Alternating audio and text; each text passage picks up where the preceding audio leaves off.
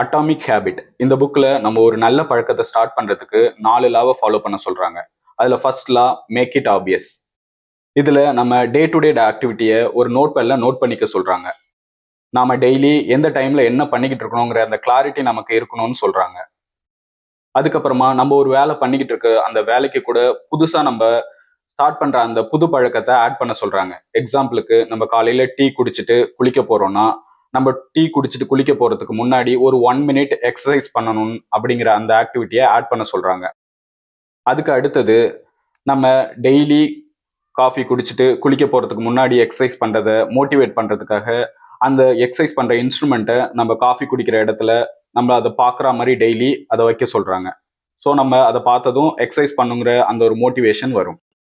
இன்னொரு எக்ஸாம்பிள் என்னன்னா, நம்ம டெய்லி தண்ணி குடிக்கணும்னு நினைச்சோம்னா, நிறைய தண்ணி குடிக்கணும்னு நினைச்சோம்னா நம்ம சிஸ்டத்துக்கு முன்னாடி வாட்டர் பாட்டில வைக்க சொல்றாங்க.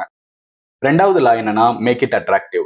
நம்ம எந்த விஷயத்த ஸ்டார்ட் பண்ண விரும்புறோமோ அந்த விஷயத்த நம்ம ஆல்ரெடி பண்ணிக்கிட்டு இருக்க ஒரு விஷயத்து கூட மெர்ஜ் பண்ணிக்கணும். எக்ஸாம்பிளுக்கு நம்ம டீ குடிக்கிறோம்னா டெய்லி அது கூட நம்ம எக்ஸசைஸ் பண்றோம் அப்படிங்கிறத மெர்ஜ் பண்ணணும். டீ குடிச்சதுக்கு அப்புறம் நான் எக்ஸசைஸ் பண்ணுவேன் அப்படின்னு நான் மெர்ஜ் பண்ணிக்கணும். அடுத்து என்னன்னா, எக்ஸசைஸ் பண்ற நம்ம ஃப்ரெண்டோ இல்ல குரூப் ஆஃப் பீப்புளோ அல்லது யாராச்சும் இன்ஃப்ளூயன்ஸ் இருக்காங்கன்னா அவங்க கூட நம்மளை அட்டாச் பண்ணிக்கணும். அவங்கள ஃபாலோ பண்றது மூலயமா அவங்க கூட பேசுறது மூலயமா we will be motivated to do the activities. அதுக்கப்புறமா இந்த ஆக்டிவிட்டியை நம்ம முடிச்சதுக்கு அப்புறம் நமக்கு பிடிச்ச ஒரு விஷயத்த பண்ற மாதிரி நம்ம ப்ராக்டிஸ் பண்ணிக்கணும். எக்ஸாம்பிளுக்கு நான் எக்ஸசைஸ் பண்ணி முடிச்சதுக்கு அப்புறம் இன்ஸ்டாகிராம் செக் பண்ணுவேன் அப்படிங்கிற மாதிரியான நமக்கு பிடிச்சமான விஷயத்த ஆஃப்டர் நம்ம நியூ ஆக்டிவிட்டி கூட மெர்ஜ் பண்ணணும். ஸோ தட் நம்ம அதை பண்ணணுங்கிற இன்ட்ரெஸ்ட் நமக்கு டெவலப் ஆகும். ஏன்னா நம்ம அதை பண்ணி முடிச்சதுக்கு அப்புறம் நமக்கு பிடிச்ச இன்னொரு விஷயத்த பண்ண போறோம். தேர்ட் லா என்னன்னா, மேக் இட் ஈஸி. அதாவது நம்ம புதுசா ஸ்டார்ட் பண்ற பழக்கம் 2 நிமிஷத்துக்குள்ளார இருக்கிற மாதிரி பார்த்துக்கணும். அது 2 நிமிஷத்துக்குள்ளார இருக்கிறதுனால நம்மளால ரெகுலரா அதை பண்ண முடியும்.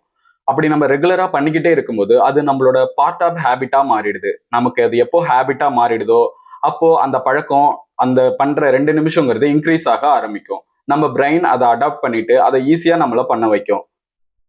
ஒரு நியூராலஜிஸ்ட் எடுத்த சர்வேல என்ன சொல்றாருன்னா, நம்ம ஒரு பழக்கத்தை ரிப்பீட்டடா பண்ணும்போது பிரெயின் அதுக்கு ரொம்ப கம்ஃபர்டபுள் ஆயிட்டு அதை ஈஸியா நம்மள பண்ண வைக்கணும்னு சொல்றாங்க.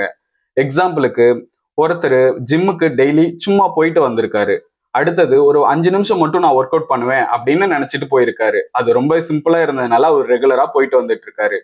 அதே மாதிரி கண்டினியூ பண்ண பண்ண அவரோட டைம் இன்க்ரீஸ் ஆகி அவர் 45 கேஜி ரெடியூஸ் பண்றதுக்கு அந்த பழக்கம் ரொம்ப ஹெல்ப்ஃபுல்லா இருந்திருக்கு. ஃபோர்த் லா என்னன்னா, மேக் இட் சாட்டிஸ்ஃபையிங். நம்ம ஒரு புது பழக்கத்தை ஸ்டார்ட் பண்ணும்போது அந்த பழக்கத்துக்கு இமிடியேட் ரிவார்ட் கொடுக்கணும். அப்படி அது மூலயமா அந்த பழக்கத்தை நம்ம கண்டினியூ பண்ண முடியும். எக்ஸாம்பிளுக்கு கராச்சியில மக்கள் நெருக்கம் அதிகமா இருக்கிற ஏரியால ரொம்ப அன்ஹைஜீனிக்கா இருந்ததுனால அவங்களுக்கு நிறைய நோய் தொற்று, வயிற்று வலி, டயரியா அது மாதிரி பிரச்சனையில இருந்தாங்க. அதை சரி பண்றதுக்காக ஈஸியா நுர வரா மாதிரியா இருக்க சோப்புகளை ஃப்ரீயா அந்த மக்களுக்கு கொடுத்தாங்க. அது மூலயமா அவங்களுக்கு இது ஈஸியா நுர வர்றதுனால அவங்க மோட்டிவேட் ஆயிட்டு டெய்லி கை கழுவுற பழக்கத்தை உருவாக்குனாங்க. 6 மாசத்துல அவங்க காசு கொடுத்து கை கழுவுற பழக்கம் அவங்களுக்கு டெவலப் ஆயிடுச்சு. இது மூலயமா அந்த நோய் தொற்று, வயிற்று வலி, டயரியா போன்ற நோய்கள் ரொம்ப ஈஸியா சரியாயிடுச்சு. அது மாதிரி நம்ம புதுசா ஒரு ஸ்டார்ட் பண்ற பழக்கத்துக்கு இமிடியேட்டா ரிவார்ட் கொடுக்க கத்துக்கணும். அது எக்ஸசைஸா இருந்தாலும் நம்ம எக்ஸசைஸ் முடிச்சதுக்கு அப்புறம் அதை நோட் பண்றது மூலயமா அதை ட்ராக் பண்ணி நம்ம டோன்ட் பிரேக் த செயின் அப்படிங்கிற கான்செப்ட் மூலயமா இதை கண்டினியூ பண்ணி இதை ஒரு பார்ட் ஆஃப் ஹேபிட்டா நம்மளோட ரெகுலர் ஆக்டிவிட்டியா மாத்திட்டோம்னா அந்த பழக்கம் நமக்கு பர்மனெண்ட் ஆயிடும்.